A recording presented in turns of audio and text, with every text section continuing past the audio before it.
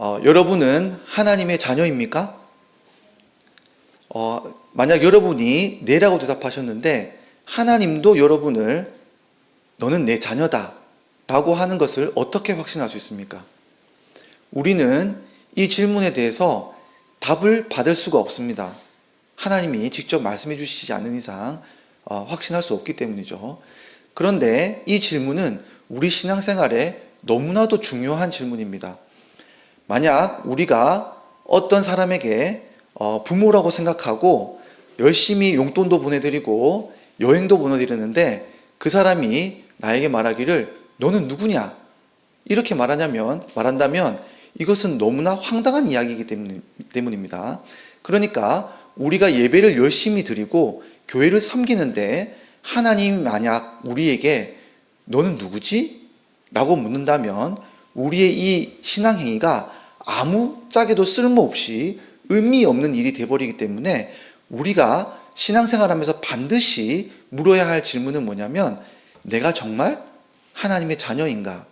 라는 질문이고 하나님이 나에게 그런 확신을 주셔야 우리는 하나님 앞에서 이 신앙생활의 의미를 찾고 내 삶의 의미도 찾는 것입니다. 그런데 이 질문을 누가 했냐면 갈라디아 교회에 예루살렘에서부터 왔다는 일단의 사람들이 갈라디아 교회 성도들에게 물어봤던 겁니다. 너희가 진짜 하나님의 백성이냐?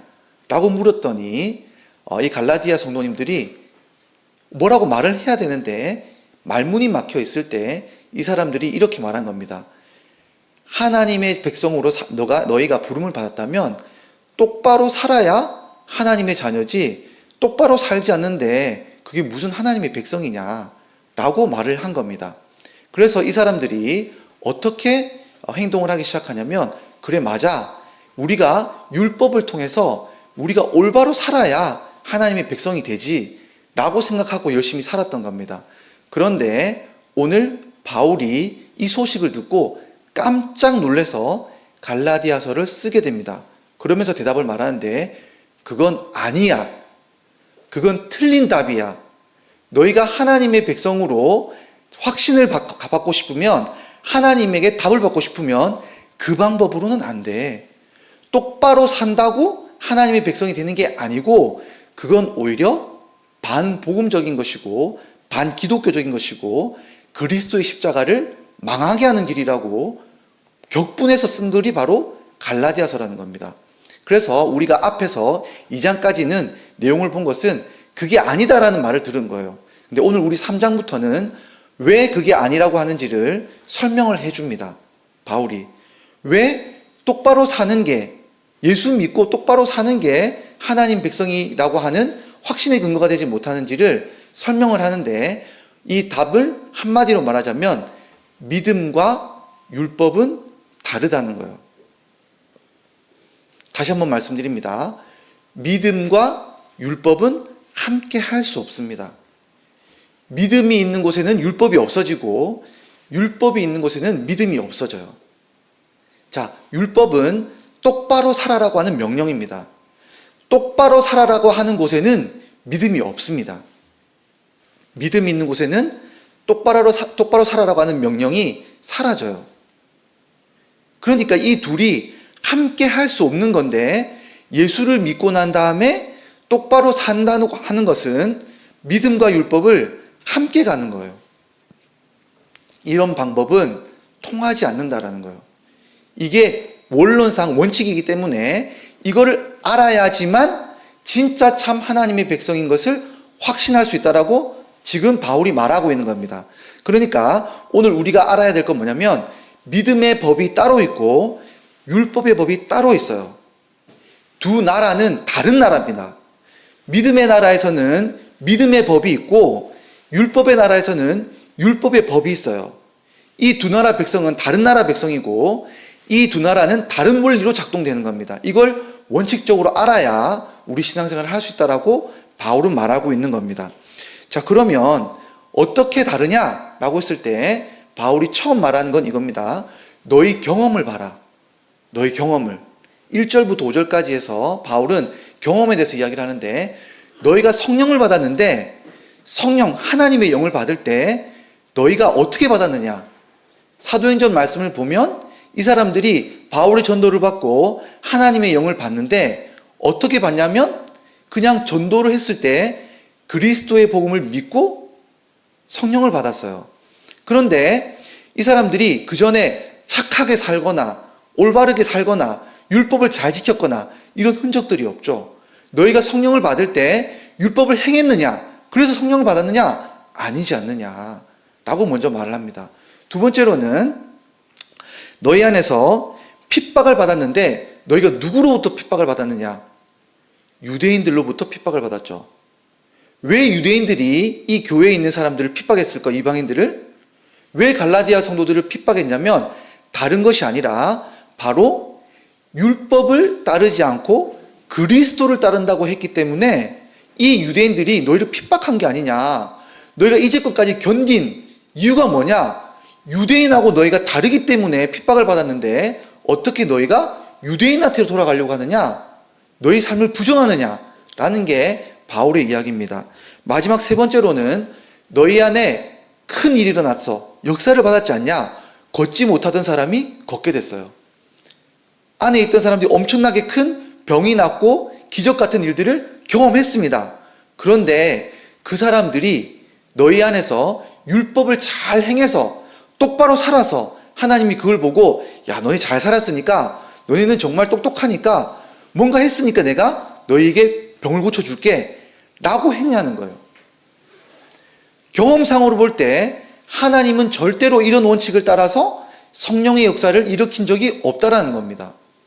그러니까 너희 경험상으로 보면 믿음이 있는 이 역사가 있을 때 하나님의 역사가 있을 때 거기에는 똑바로 살아라고 하는 명령이나 어떤 율법의 역사가 있었기 때문에 벌어진 일이 아니라는 것을 너희가 기억하라는 겁니다.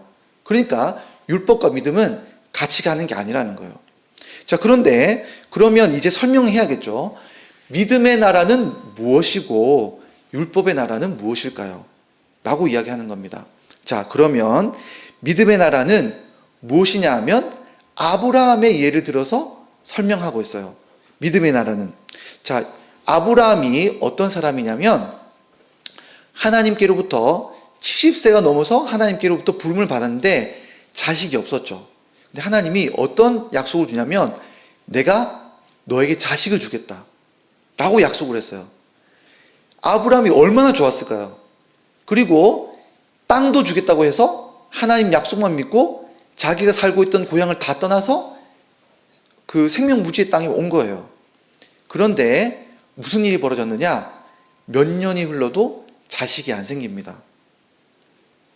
자기 옆에 있는 사람은 롯이라고 하는 조카밖에 없어요. 그래서 이 조카 롯을 자식처럼 아꼈습니다. 그런데 무슨 일이 벌어집니까? 이 조카 롯이 가나안 땅에 있는 연합 군대에게 끌려간 거예요. 죽게 생긴 겁니다. 그때 아브라함이 물불을 가리지 않고 자기 식솔들 300명 좀 넘는 사람들 데리고 가서 연합군을 격퇴하고 롯을 구해와요. 자, 그런데 이 아브라함이 한심한 겁니다. 무서운 거예요. 연합군대를 어떻게 해서든 격퇴하고 자기 조카를 구해 오긴 했는데 얼마나 많은 사람들이 이제 자기를 이제 죽이려고 할 것인지 두려운 거예요. 그러고 있을 때 하나님이 이 아브라함에게 나타나세요. 다시. 그런 다음에 뭐라고 말하냐면 아브라함아 두려워하지 마라. 내가 너의 상급이고 너의 방패다. 이렇게 말해요. 아브라함이 얼마나 얄밉고 하나님이 열이 받았으면 따집니다. 자식도 안 주고 보호해주지도 않으면서 무슨 상패고 방패고 내 조카하고 여기 있는 나의 양자라도 좀 잘 되게 해달라. 나는 이제 바라지도 않는다. 라고 하나님께 항변하니까 하나님이 어떻게 행동하십니까? 아브라함을 조용히 끌고 밖으로 나가시죠. 밤에. 그리고 하늘에 있는 별을 세보라고 하세요. 아브라함이 쭉 보다가 셀 수 없습니다. 라고 하자 하나님이 뭐라고 말씀하시냐면 네 자식이 저 별만큼이나 많을 거야. 이렇게 이야기를 하시는 거예요. 자, 그러자 아브라함이 어떻게 합니까? 놀랍게도 아브라함이 이걸 믿어요. 이 약속을 믿습니다. 그러자 하나님이 뭐라고 말씀하시냐면 아브라함의 믿음을 보시고 의롭다고 여기신다는 거예요. 여기서 의가 뭐냐면 하나님 백성의 자격이에요. 여러분, 성경에서 하나님 백성의 자격, 하나님이 복을 주시는 자격의 통로가 뭐냐면, 법적인 통로가 뭐냐면 의라는 거예요. 아브라함이 자식을 주지도 않았는데 이렇게 별을 보고 하나님이 말로만 공수표로 하나님이 자식 주겠다고 또 말하니까 아브라함 믿었어요. 그러니까 하나님이 어떻게 하시냐면 믿은 걸 보고 자식을 바로 주신 게 아니라 의롭다라고 법적인 자격을 주신 거예요. 이걸 가져와서 바울이 설명을 하는 겁니다. 자, 아브라함이 자식을 얻는다고 할 때 아브라함의 자식은 누구의 자식입니까? 하나님의 자녀예요. 하나님의 자녀를 하나님이 어떻게 주셨냐는 거예요. 자, 이제부터 아브라함아, 너가 이제 운동 열심히 해. 헬스하고 운동 열심히 해서 너가 열심히 뭔가를 너 자격을 이끌어내면 네가 이제 자식을 낳을 수 있는 힘이 생길 거야. 내 말을 잘 따라봐. 이렇게 하신 게 아니라 하나님이 뭐라고 말씀하시냐면 너의 자녀는 내가 줄 건데 너가 믿으면 내가 줄 거라는 거예요. 자, 하나님의 자녀들은 어떤 원리에 따라서 삶을 이끌어 가냐면 믿음의 원리에 따라서 하나님이 복을 주시는 거예요. 자, 하나님이 믿음을 보시고 하늘에 있는 복을 내리실 뿐만 아니라 그 사람과 교제하시고 하나님이 약속하신 모든 걸 주시는데 이때 통로는 다른 게 아니고 뭡니까? 하나님을 믿는 거예요. 믿는 원리입니다. 이게 하나님 나라 백성에게 주어지는 삶의 원리예요. 아브라함이 잘 살아서가 아니라 하나님이 준다고 한 약속을 받을 때, 믿을 때 주시는 것이 하나님 백성의 원리라는 거예요. 자, 그런데 이제 두 번째 율법의 나라의 원리에 대해서 설명을 해요. 자, 이번에 믿음의 나라에서는 하나님은 우리에게 아버지처럼 대하세요. 아버지처럼. 자, 그런데 이제 율법의 나라에서 하나님은 누구로 바뀌냐면 법관으로 바뀌어요. 법관이에요.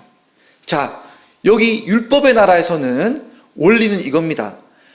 법을 항상 모든 법을 지켜야 된다는 거예요. 여기서 모든이란 항상이란 말이 중요한 거예요.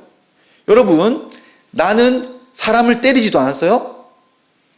누구를 물건 훔치지도 않았어요.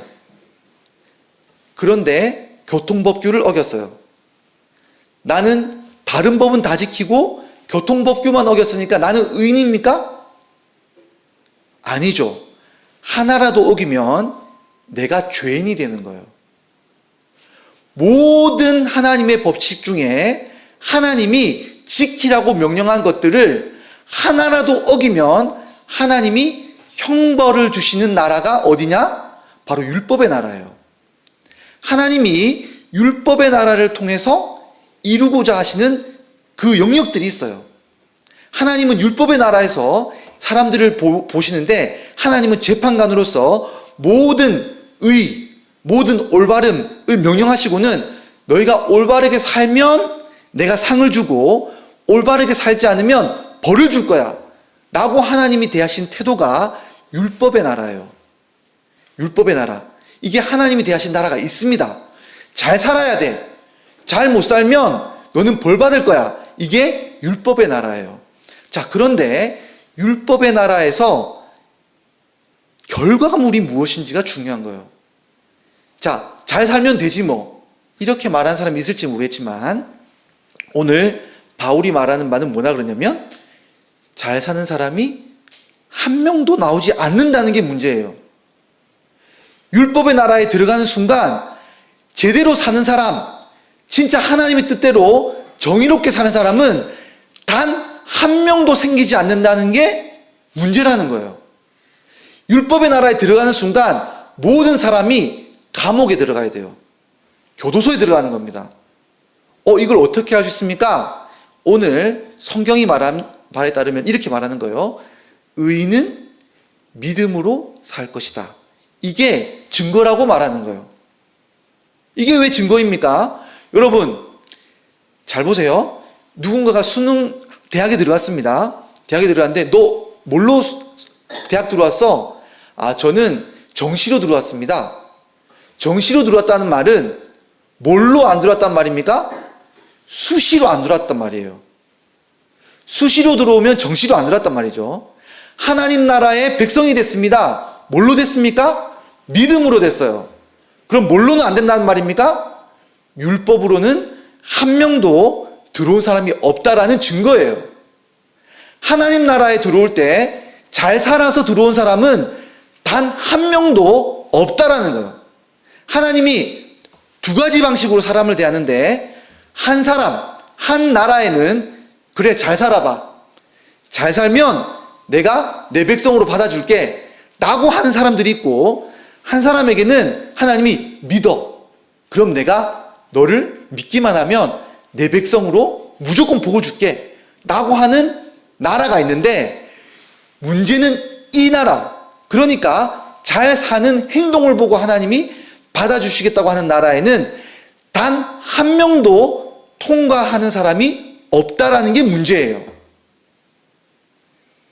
그래서 하나님이 뭐라고 말씀하시냐면, 오늘 바울이 말하는 게 뭐냐면, 봐라, 율법의 나라에서는 단 한 명도 하나님 나라의 복을 받는 사람이 없다. 백성이 된 사람도 없다. 그런데 하나님의 약속을 믿는 사람은, 믿음의 원리를 따른 사람은 너희가 성령도 받고 하늘나라의 복도 받고 하나님의 인치심도 받지 않았느냐? 그러니까 이 두 가지 원리를 보건대 바울은 이렇게 말하는 겁니다. 원칙상 뭐냐 하면, 믿음의 나라와 율법의 나라는 다르다. 이 둘은 섞일 수 없다. 절대로 섞어서도 안 되고 원리가 다르다라고 말하고 있는 겁니다. 그러니까 우리 신자가 바로 하나님의 백성이라고 산다고 한다면, 믿음이 있으면 아브라함의 백성이 된다고 하는 거예요. 왜냐? 아브라함에게 주신 약속이 뭐냐면, 너로 인해서 모든 이방 민족들도 복을 받을 것이라고 했을 때, 그것은 믿음의 원리를 따라서 아브라함의 믿음을 갖는 이방인들도 하나님의 백성이 될 거라고 하는 약속이 이미 담겨 있다라는 거예요. 그렇기 때문에 너희가 하나님의 백성인지 아닌지를 판별하는 원리, 잣대는 뭐냐? 행위가 아니라 믿음이라는 겁니다. 믿음이 있으면 하나님의 백성이고, 믿음이 없으면 하나님의 백성이 아니에요. 행위가 아니라는 겁니다. 그렇기 때문에 믿음을 보고 판단한다는 거예요. 자, 그러면 그래도 하나님 백성이면 올바르게 살아야 되지 않을까요? 이런 생각들이 있다면 오늘 답을 말해주고 있어요. 그러면 어떻게, 무엇을 믿어야 내가 하나님 나라의 백성으로 갈 수 있냐는 겁니다.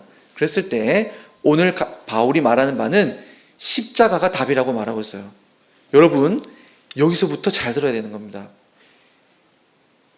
인류 최초로, 모든 인류는 율법의 나라에 속해 있었는데 최초로 율법의 나라에서 믿음의 나라로 간 첫 사람이 있어요. 이게 누구냐면 예수님이에요. 예수님이 어떻게 율법의 나라에서 믿음의 나라로 옮겼느냐? 십자가로 옮겼다는 거예요. 여러분, 예수님이 왜 십자가에 굳이 달리셨을까요? 예수님이 십자가에 달렸다고 했을 때 율법에는, 신명기 말씀에 어떻게 되어 있냐면, 나무에 달려 죽은 사람은 하나님이 직접 저주한 사람이라고 말하는 말씀이 있어요. 그러니까 유대인들이 죽여도 괜찮은데 절대로 해서는 안 될 죽임의 방법이 있어요. 그게 뭐냐면 나무에 누군가를 달려 죽게 하는 거예요. 그건 하나님이 직접 저주하신 사람이라는 뜻이에요. 예수님이 왜 십자가에 달려 죽으셨냐? 율법의 저주를 받아 죽었다는 거예요. 예수님이 율법의 저주를 받았다는 거예요. 로마인이 죽인 것도 아니고 유대인의 제사장들이 죽인 것도 아니고 유대인의 백성들이 죽인 것도 아니고 예수님을 죽인 것은 율법이 죽인 거예요. 율법이 죽였다고 하는 것은 뭐냐면 어떤 죄의 항목이 있으면 형벌을 받았다는 거예요. 형벌을. 여러분, 어떤 죄수가 있습니다. 이 죄수가 20년이라고 하는 형기를 마쳤어요. 자, 그러면 20년이라는 형기를 마치고 교도소에서 나올 때 교도관이 야, 너 들어와봐 이렇게 말하면 그 사람 말 들을 필요가 있습니까? 없습니까? 없죠. 경찰이 야, 너 죄인이야 일로 와봐 라고 말하는 말 들어도 들을 필요가 없어요. 판사가 뭐라고 말할 자격도 없는 겁니다. 왜? 형기를 다 마쳤기 때문에 그래요. 예수님이 십자가에서 완전히 죽으셨다는 것은 우리의 형벌을 예수님이 완전 다 취하셨다는 거예요. 우리가 받아야 할 형벌, 우리가 법정에서 말하고 있는, 하나님의 이 법정에서 말하고 있는, 하나님의 율법의 나라에서 하나님이 저주로 주신, 너네가 이거 법 어겼지? 너네가 받아야 할 형벌은 이거야 라는 이 형기를 예수님이 십자가에서 완전히 다 받으셔가지고는 그 형벌을 다 채우시고 걸어서 나오신 게 뭘까요? 부활입니다. 부활이에요. 예수님이 율법의 나라에서 뚜벅뚜벅 걸어 나와서 어디로 갔냐면 믿음의 나라로 가신 거예요. 자, 그렇기 때문에 이제 예수님이 이렇게 말하는 거예요. 바울이 말하길 뭐냐면 예수님의 이 십자가 이 형벌, 이 약속을 믿는 사람은, 내 형벌이 없어졌다고 믿는 사람은 뭘 믿느냐? 내가 율법의 나라에서 믿음의 나라로 옮긴다는 것을 믿으면 실제 예수님과 함께 율법의 나라에서 믿음의 나라로 가는 문이 열린다는 뜻이에요. 여러분, 그러니까 여러분 예수님을 믿으면 하나님이 여러분을 대하는 태도가 바뀌는 거예요. 하나님이 모든 인류에게 하나님 대한 태도는 근본적으로 너 내 뜻대로 사는지 한번 보자. 너가 올바로 살지 않으면 내가 너를 지옥 보낼 거야. 이게 하나님의 기본적인 태도입니다. 모든 사람들이 이 원리에 따라서 서로를 판단하고 서로의 삶을 측정해요. 쟤는 잘못된 사람이야. 나쁜 사람이야. 이 모든 것이 서로 왜 비판하느냐? 하나님이 율법의 눈으로 우리를 보시기 때문에 그래요. 그런데 여러분, 예수를 믿으면 하나님이 우리를 대하는 태도가 뭘로 바뀌느냐? 아버지의 태도로 바뀐다는 거예요. 하나님이 우리 법관이 아니에요. 하나님이 우리의 아버지로 바뀐다는 거예요. 여러분, 집에서 제가 충격적인 그 유튜브 영상을 하나 봤는데 어떤 아버지가 CCTV를 달아가지고 그 자식한테 공부를 어떻게 하는지 감시하고 있는 거예요. 그리고 성적이 나오지 않으면 그 자식한테 학대하듯이 괴롭히는 거예요. 그러니까 이 아들이 글을 하나 썼는데 그 아버지 보고 보라 그런 다음에 베란다에 뛰어내려요. 여러분, 아버지가 뭔가 너가 증명해내야 내 아들이지.